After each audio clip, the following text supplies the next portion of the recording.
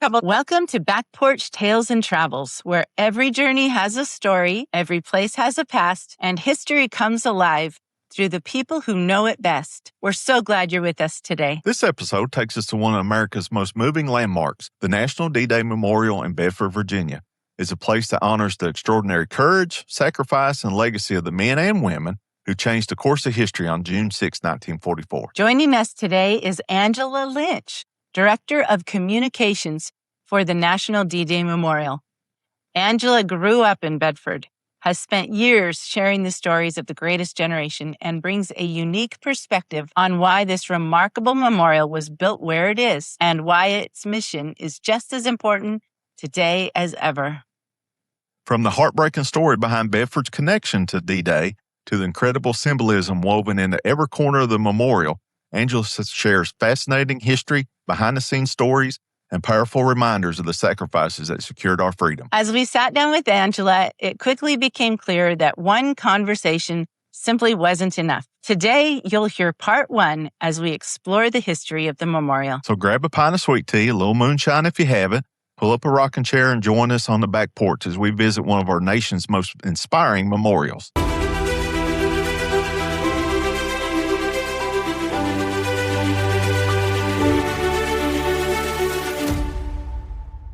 So I actually grew up in Bedford. I'm a native of Bedford. My late grandfather, was a World War II veteran, did not serve on D-Day, but was a World War II veteran from Bedford County.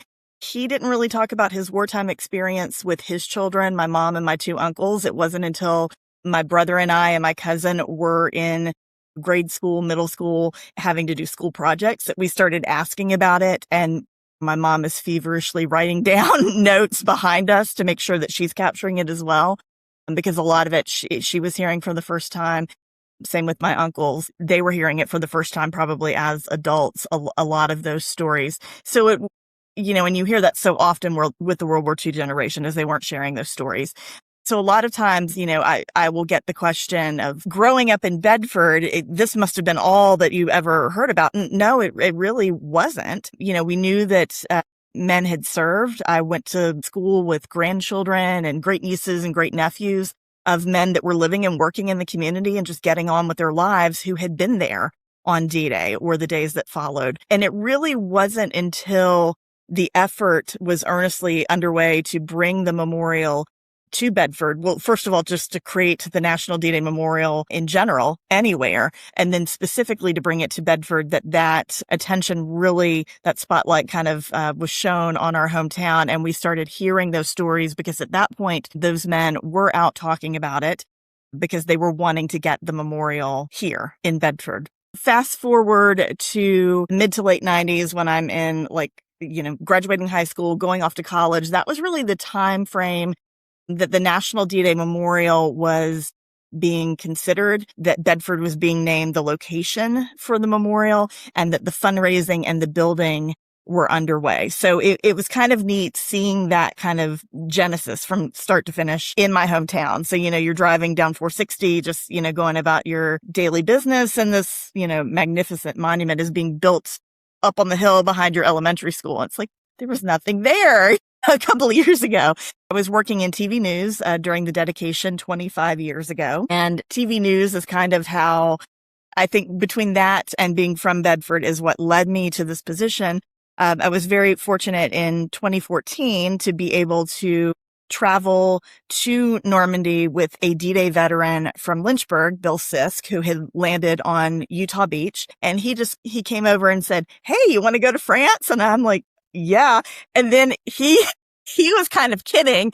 Well, you don't ask a reporter, you don't invite a girl to France and then tell them you're kidding. And I said, no, but it's because he really didn't like doing a whole lot of media. I think he had a negative experience on a previous trip to France and I believe Belgium. And so he was always good to us locally, but, media wasn't really his thing. And I was fortunate to have a newsroom and a news director and general manager that were like, yes, we should do this because these stories do need to be told. But his daughter was also a history teacher. So she's like, "Hey, Dad, let's do this and let her, capture your story. She can interview you ahead of time. You can tell her whatever you like. And then we're just going to go to France and see how it plays out. So I was very fortunate to be able to get to know Bill through that process, and capture his full story before we even flew over to France. So we did that for the 70th anniversary of D-Day. That was an amazing experience just to be there with Bill, but also to see the reaction of the French people and particularly the school children. We learn about World War II history here. The folks in France, they're the children that are in school now, they're a few generations removed, but their ancestors lived through it. So it kind of has a different feel because it happened there. So it was really interesting to kind of see their reaction to it. So then a few years later, I'm looking to get out of TV news, and the position came open at the memorial to handle marketing and public relations, media relations, everything that kind of falls into that. Obviously had covered a lot of stories with the memorial throughout my years working in the Roanoke-Lynchburg television market. It's just anything they were doing. I was the Bedford beat reporter, which makes sense because I'm from there. So had made, some connections and friendships and networking there. So was approached, hey, are you interested? And of course I was. So that's how I landed here. And they're almost 10 years. It'll be 10 years next year. We started our own podcast. And at first I'm thinking, when I got in this job and there's all these World War II periodicals that you can advertise in, I'm like, what is left to say? Like, what is left to be told? Boy, was I surprised, because there is so much left to be told and so much research. And, our podcast, we're now over 100 episodes, and the majority of those are with authors and historians that are doing independent research, just, finding like a niche area and honing in on it and discovering things that have been sitting in archives for more than 80 years. So there is still so much more to learn and uncover about World War II. It's really incredible. Our podcast is called Someone Talked. So it's a spin off of the World War II propaganda poster. And it's hosted by Dr. John C. McManus, who is a leading World War II historian and has written several books and is just incredible. And that really helped us kind of get going with it, is his notoriety and being in the circles with those authors. He also serves on our board of directors. So we're very fortunate to have someone with that level of expertise here working with us. Yeah, so it's been great. We've been doing that since 2022. Just released our 100th episode. For folks that may be wondering, why is this memorial in Bedford? So the National D-Day Memorial is the nation's monument to D-Day. It is warranted by Congress as the official site of the nation's monument to D-Day. However, what gets sometimes confusing with that is we are not federally funded. We are not a National Park Service site. We are operated by a private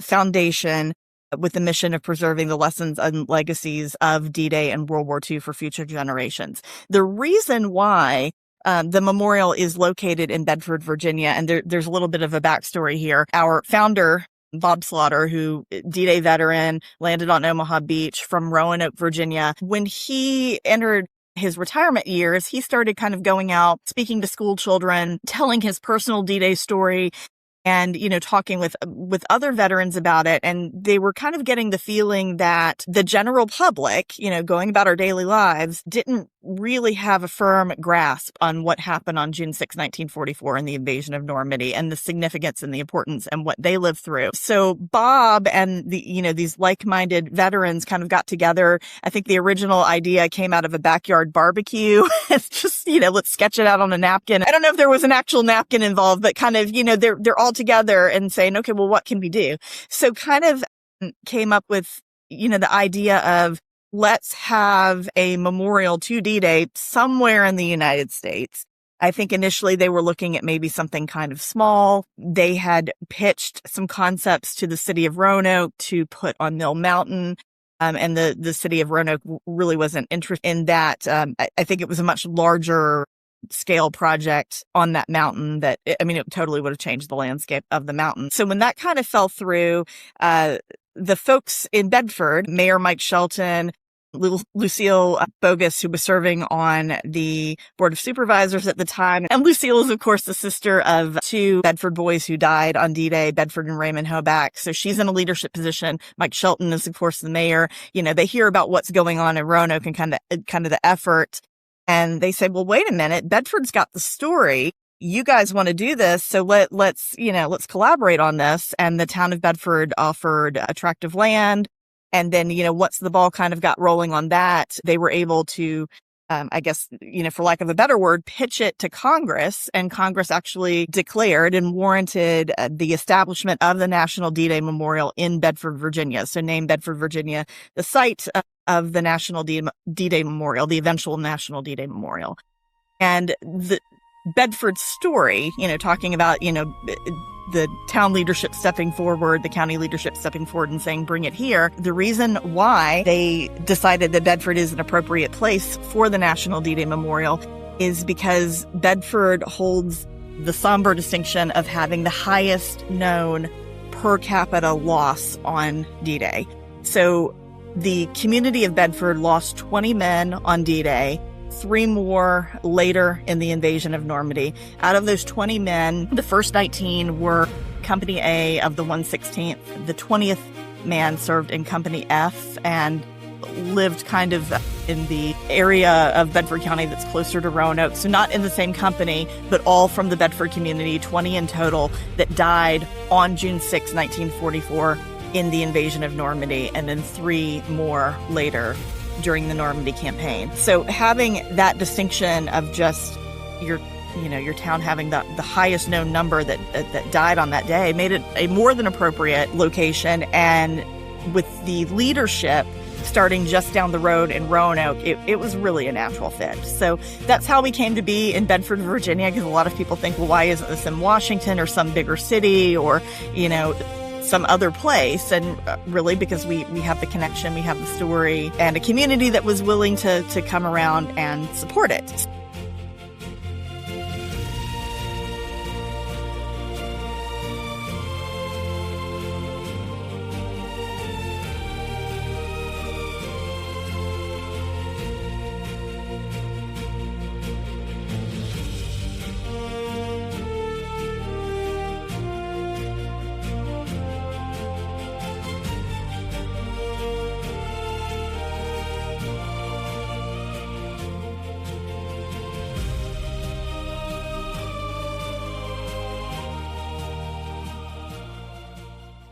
So that being said, the National D-Day Memorial just turned 25 years old. We were dedicated on June 6, 2001 by President George W. Bush, who was here with us for our dedication. And that was, really neat to see because here he is with Bob Slaughter, our founder, at the memorial and just surrounded by other, D-Day survivor, other veterans of the Normandy campaign, flight nurses, World War II veterans. So just really exciting to see him here that day.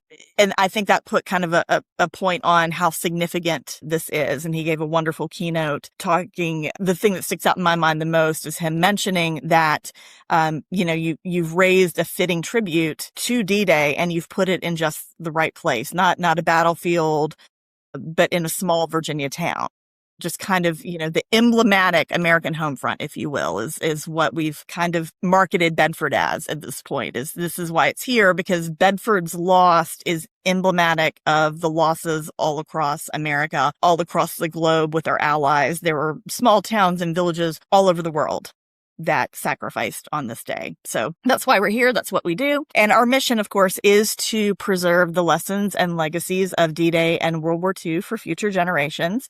So when you're at the site, it's an absolute beautiful site. One of the things that we hear most often is that people just driving by or they've heard about it, they don't realize the scale, just how large it is, just how grand it is, how well it tells the story. They think, oh, it's a monument to go look at. I'll check out a wall, get back in the car and, and be on with it. And it's really a place that you spend hours exploring. If you go on a guided tour, with one of our guides who are incredible and recommend that to everyone, that's about an hour. But then we always tell people, give yourselves at least another hour after that tour to go back and kind of look at the areas that interest you, because there's a lot to see.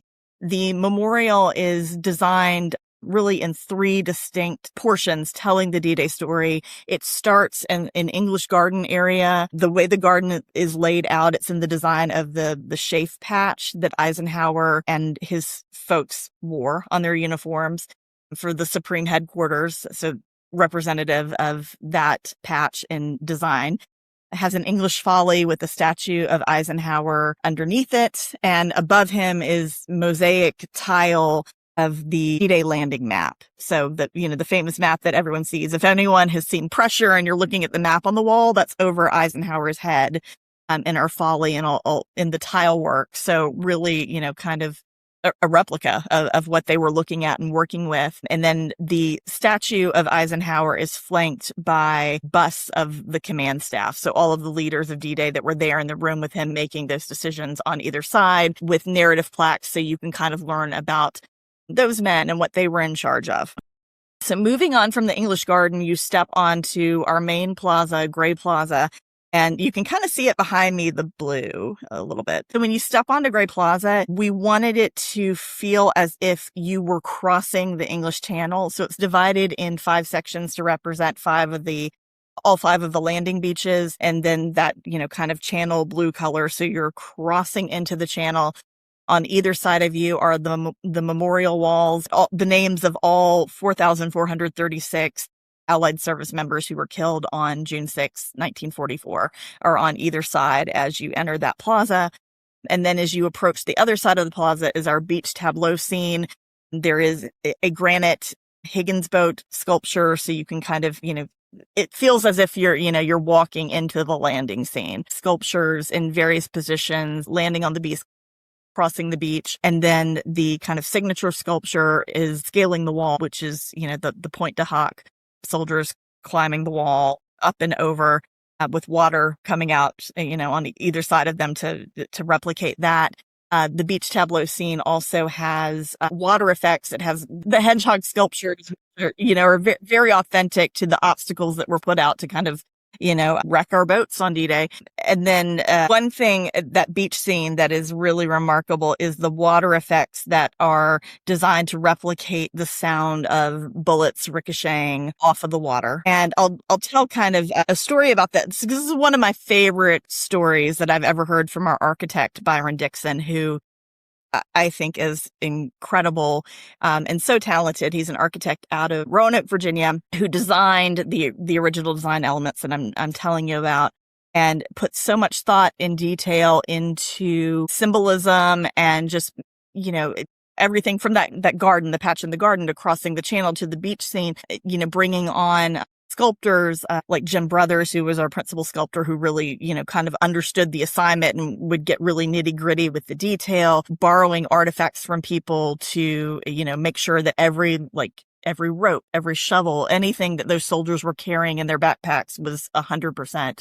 accurately depicted in his sculptures. But a really interesting story that Byron has shared on a couple of occasions. And the first time I've heard it, I'm like, wow, sometimes it's better to be lucky than good, I suppose. But when they were installing the water effects there on the beach scene, I believe he told me it was like a crew out of Florida that was coming up and basically programming this. There's some software and hardware and things in our bunker that make that happen. And so Byron is, standing out on the plaza. I think he has a veteran with him, and they're just kind of, one of the guys that was on the leadership team, and they're just kind of looking at it. And he said, originally the idea was we have these water effects and it's just going to come up in a plume and go back down, come up in a plume, very much like a water fountain, right? And so they're standing there looking at it, discussing something, and the crew's up from Florida doing the install. And all of a sudden they start hearing just, random all across the water. And they're looking at each other. And the gentleman who's with them is like, that's it. That's what it needs to sound like. Like, this is what it sounded like. And one of the members of the install team comes running out of the bunker, apologizing profusely. Like, I'm so sorry.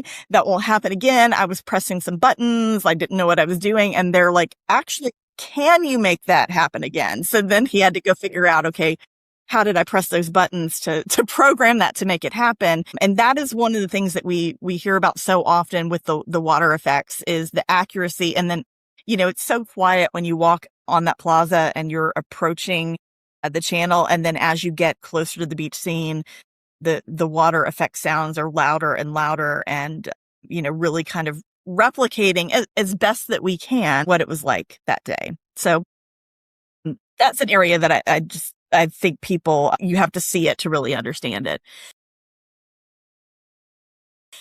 we're very careful to let people know, hey, we do have these water effects, because we have even modern day veterans, children, there are people that have all sorts of sensory issues going on. And we let people know, hey, we have these water effects. So if that is something that maybe you don't want to be a part of, let's figure that out. We can turn them off if we have a special tour. We've done like sensory friendly days and that sort of thing. So if there are individuals that are struggling with PTSD or whatever the case may be, we want them to enjoy the site. But from the perspective of, I don't think there will ever be a sound outside of war that will be 100% what they heard that day. But for storytelling purposes in an artistic depiction, I think it's about as close as you will get. And we had, even from the very beginning, right there that day when the happy accident created something that was real and authentic to that veteran that was standing there with Byron, that I think that's one of the things that we've heard most often from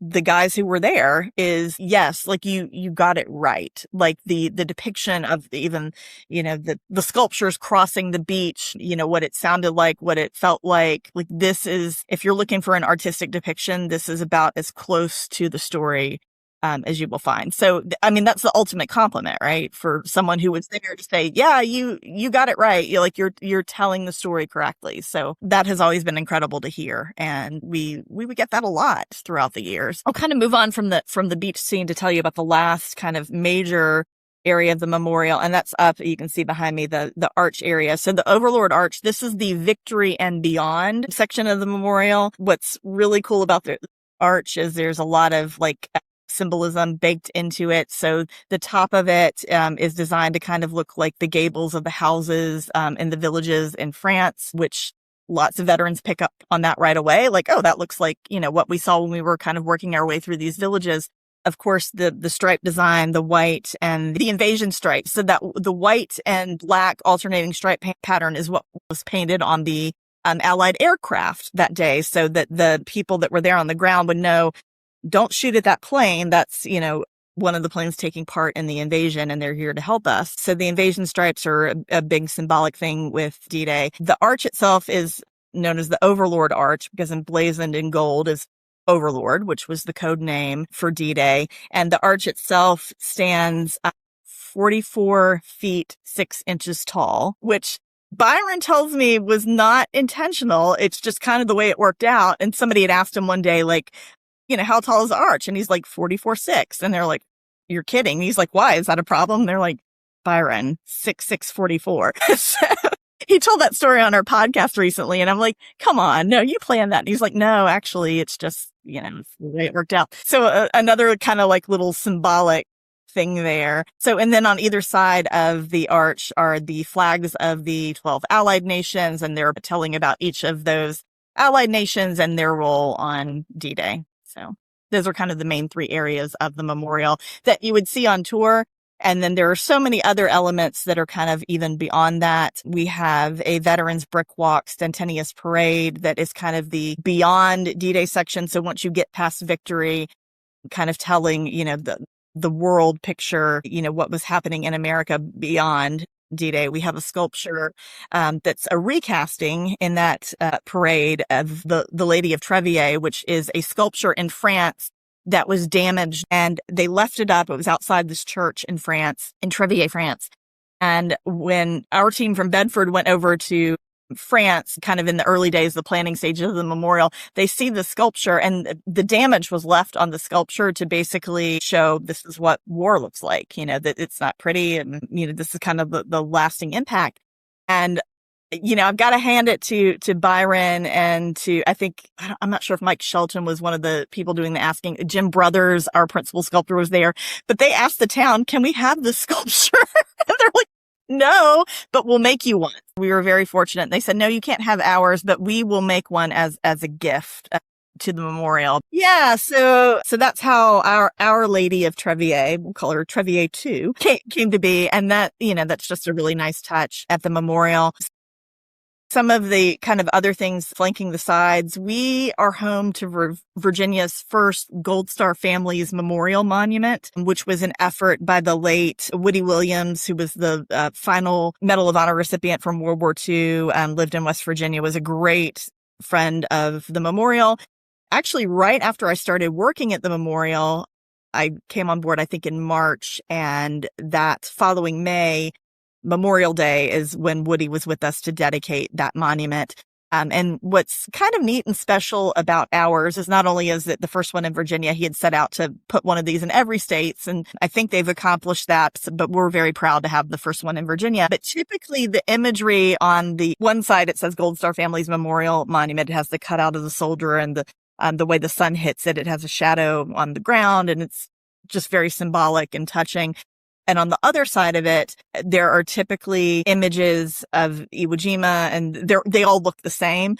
Woody gave us special permission to use imagery of Bedford as home front, the Bedford boys, imagery of the D-Day landing. So it's very special and unique to our particular story, and takes nothing away from, the other monuments. But it's one of those things people might think, oh, I've seen one, I've seen them all. Well, you haven't seen ours. It's very different. And we were very fortunate. Of course, Woody's like, yes, he loved the idea. And behind that monument, we've actually created a Medal of Honor garden, and, we dedicated a plaque just this past Memorial Day with Drew Dick. I'm sorry, not Memorial Day, June 6th. Drew Dick was our 25th anniversary keynote speaker, and he, of course, is a Medal of Honor recipient from Vietnam. So that was really cool to have him there with us to dedicate the Medal of Honor plaque that is just telling the overall story. What is the Medal of Honor, but also kind of in tribute to the 4 Medal of Honor recipients from D-Day. We have another plaque that we've already dedicated to Jimmy Monteith, who was one of the Medal of Honor recipients from D-Day, and of course a Virginian, member of the Virginia Tech Corps of Cadets. So that's a really special kind of local connection there. And we will be dedicating plaques to the other recipients from D-Day and, of course, to Woody.